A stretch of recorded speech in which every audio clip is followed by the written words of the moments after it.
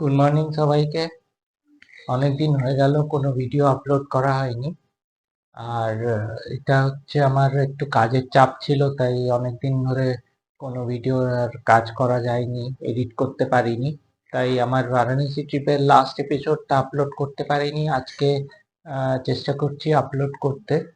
তো এডিটিংটা শেষ করে আমার অন্যান্য কাজ প্রায় হয়ে গেছে, তাই আজকে এই ভিডিও নিয়ে বসবো। এরপরে আমার কদিন পরে আবার একটা নতুন আসছে ভিডিও আরেকটা ট্রিপের, সেটা এখন বলছি না, আর কদিন পরে ওটা একটু এডিট হয়ে গেলে ওই নিয়ে আবার তোমাদের সাথে কথা বলবো। তা এটা আমার বারাণসীর লাস্ট এপিসোড।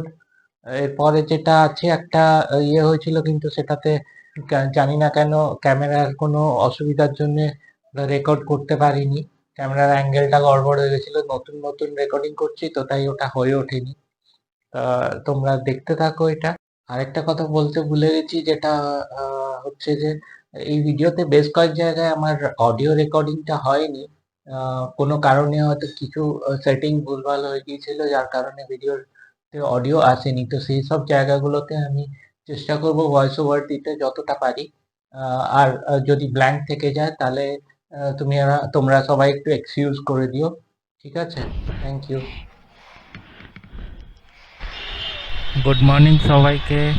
আজকে আমার বারাণসী ট্রিপের শেষ দিন, আর কালকে সকালেই আমাকে বেরিয়ে যেতে হবে। আজকে প্ল্যান এখনও কি করব ঠিক করিনি, তবে বেরিয়ে পড়েছি। এখন বাজে 8:30। রাস্তাটা ক্রস করি, ভীষণ ট্রাফিক। ওকে ওকে।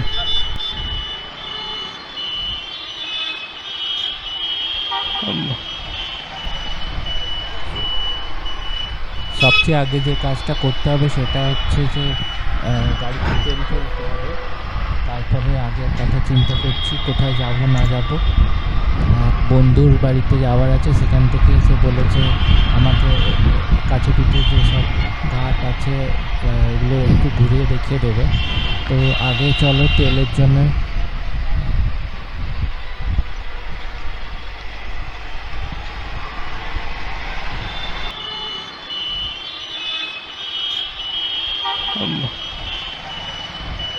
এত সরু সরু রাস্তায় এখানে গাড়ি চালানো এত ডিফিকাল্ট, ঠিক আমাদের ওখানকার মতন। তবে এখানে আরও ক্লামজি, আর এখানে এত বেশি টোটো আর বা টু হুইলার্স যে মানে কোথাও বেরিয়ে যাওয়ার উপায় নেই। যাও দেখি, ওই সামনে আছে ওইখানটায়, ওখানেই যেতে হবে। ওটা সামনেরটা মনে হচ্ছে গোদলিয়া চক, এটা মেন পয়েন্ট। উড়িষ্যার চেয়ে এখানে তেলের দাম বেশ কম। উড়িষ্যায় 101 টাকার মতন, আর এখানে হচ্ছে 97 টাকা। बहुत दूर जाना है ना, उड़ीसा जाएंगे।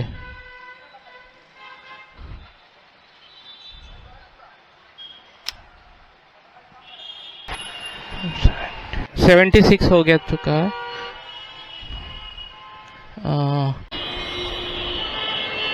তেল নেওয়া হয়ে গেছে, এবারে নিশ্চিন্তে বেরোনো যাবে। এবারে আর কোথাও অপেক্ষা না করে সোজা যাব বন্ধুর বাড়িতে, ওখানে ওকে পিক আপ করে তারপরে আমরা ঘাটের দিকে বেরোবো, দেখি কী হয়।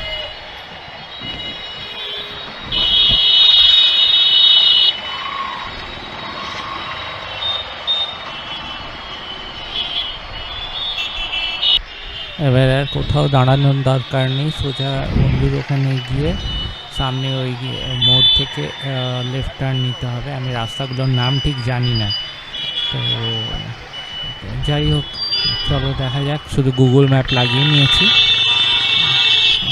ম্যাপ দিয়ে। এত হর্ন। ওকে ওকে, এই সামনে থেকে লেফটে যাবো আমরা, সামনের মোড় থেকে। দোকানগুলোতে এখানে সকাল সকাল সব মন্দিরের ভিড়ের জন্যে, মন্দিরে যাওয়ার জন্য ভিড়। বারাণসী কাশী বিশ্বনাথ যে বলা হয়, বিশ্বনাথের মন্দিরের জন্য লোকের ভিড় সকাল সকাল। আর বেশ লোকেরা যাচ্ছে অফিস আর বেড়াতে যাচ্ছে, এসছে সব। ম্যাক্সিমাম এখানে বাঙালি দেখতে পাচ্ছি আমি।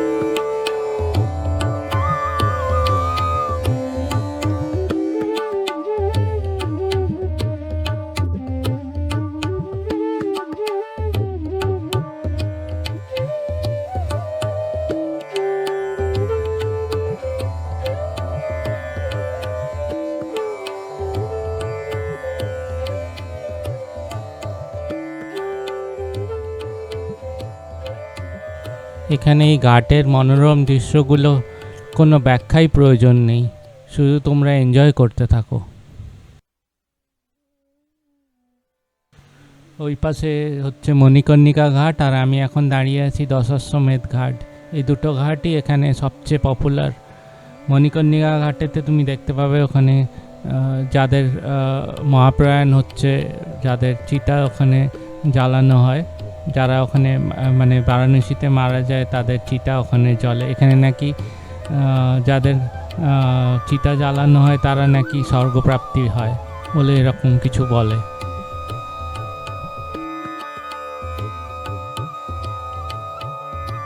এই সিঁড়ি দিয়ে সোজা উঠে ভিতরে গেলেই সোজা একদম কাশী বিশ্বনাথ মন্দিরে ঢোকা যায় ঘাটের দিক থেকে।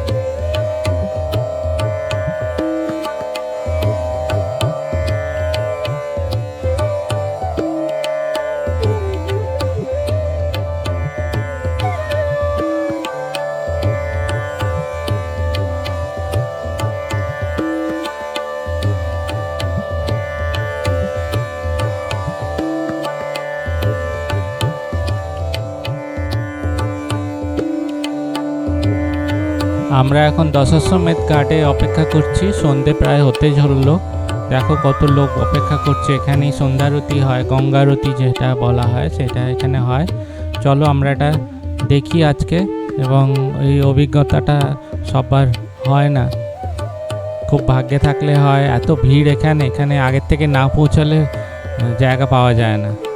তাই ওই নিচেও অনেক লোকে বোটের উপরে নৌকোতে করে অপেক্ষা করছে, গঙ্গার থেকে দেখবে নিচ থেকে। আমরা উপরের থেকেই দেখবো, আমরা আর নিচে টিকিট করতে যাইনি। তো এখানেই ভালো জায়গা পেয়ে গেছি, তাই এখান থেকেই দেখি।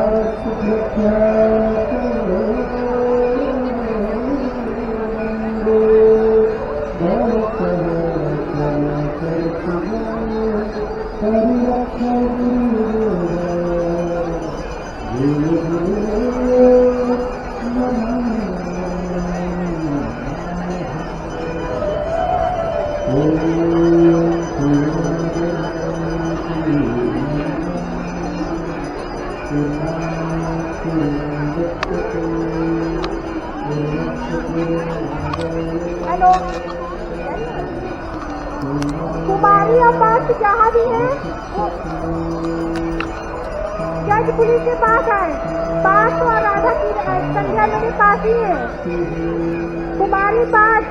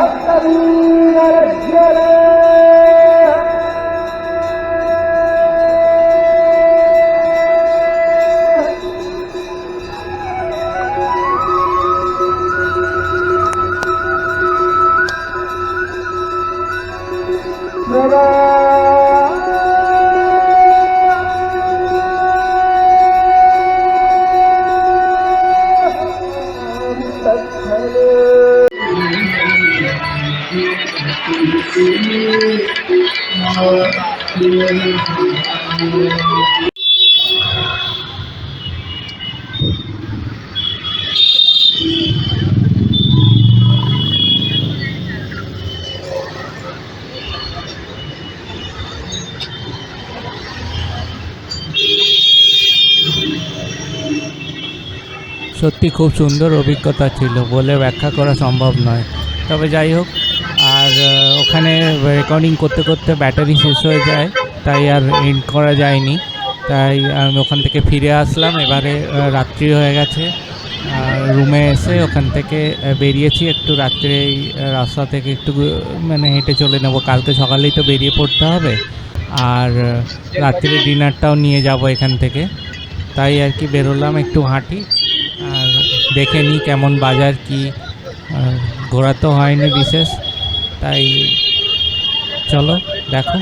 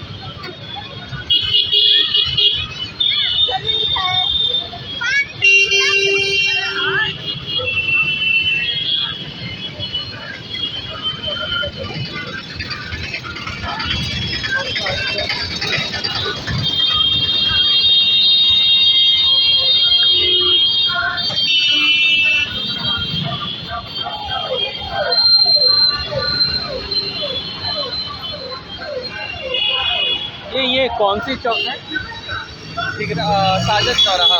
साजद चौराहा। साजद चौराहा। अच्छा, साजद तिराहा है मतलब। अच्छा, साजद चौराहा।